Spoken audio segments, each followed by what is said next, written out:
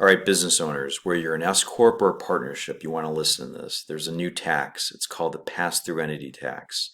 And the whole purpose of it is it's going to bypass that state and local cap of $10,000 on your personal return.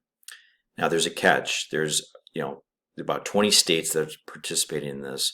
One of them is Illinois, which is good. So I'm going to focus this video on Illinois. I'm not going to get in the details. I'm not going to get in the weeds of this tax here. But essentially what's going to happen is your business, your profitable business, you got to be profitable, is going to write a check to the state of Illinois for 4.95% of the net income of the business. And that check that it writes is going to be a deductible expense to the business. So just say your business had profit at the end of the year or net income at the end of the year of $100,000. About 5% of that is going to go to the state of Illinois. So instead of having $100,000 flow down to your personal return, now you're going to get $95,000 flowing down to your personal return. And I'll show you on a personal return example, the whole flow of this so you can see. Now, you got your business has to make this election. That's point number one. And then point number two, after 2021, every quarter going forward, your business is going to make this payment to the state of Illinois. So you got to make sure you do that. Again, there's a lot of other information out there. And if you have a partnership where you have partners in different states, things get a little bit complex. Now, the catch of this is for 2021, you got to make sure that you make this payment before the end of the year. It clears the bank and the state gets it. So at the end of this video, I'm going to share a link. I'm going to share, the vouchers, and where to kind of make these payments to. But again, the business is going to be making the payment. And for Illinois, it's 4.95%. So I'm going to show you a quick example here of a personal return to kind of walk you through this. So here's Ferris and Sloan. Ferris gets a K1 from his business of $100,000. He also gets $50,000 from somewhere else. So this line here, that's why it's showing 150. So, and then you can take the standard deduction, as you know, or you can itemize. He itemizes. So let's look at his Schedule A. So on Schedule A, this section, the state and local tax, a couple of years ago, they capped this at $10,000.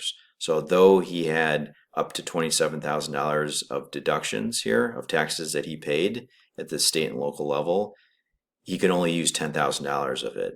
So this whole pass-through entity tax will allow him to get the benefit of the tax that was paid to Illinois from the business. So he's capped here at $10,000. So his total is $40,500. So let's go back to page 1 here.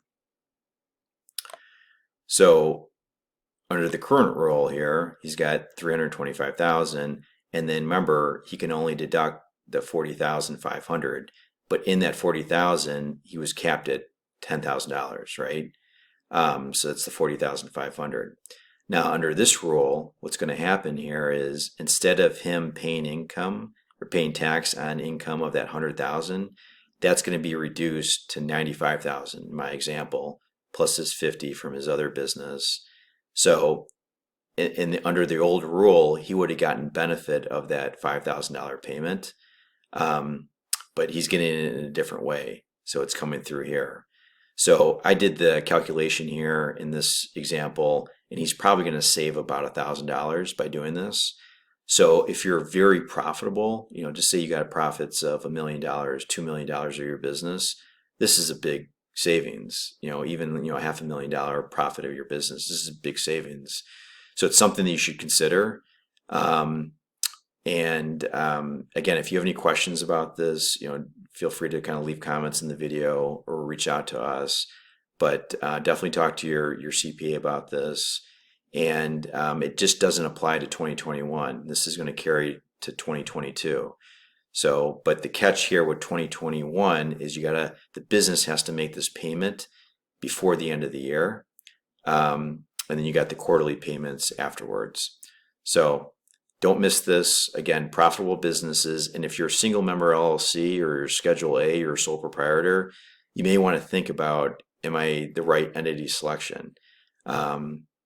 because this is like another benefit that you could have gotten if you were that. So again, any questions, let me know. Thanks.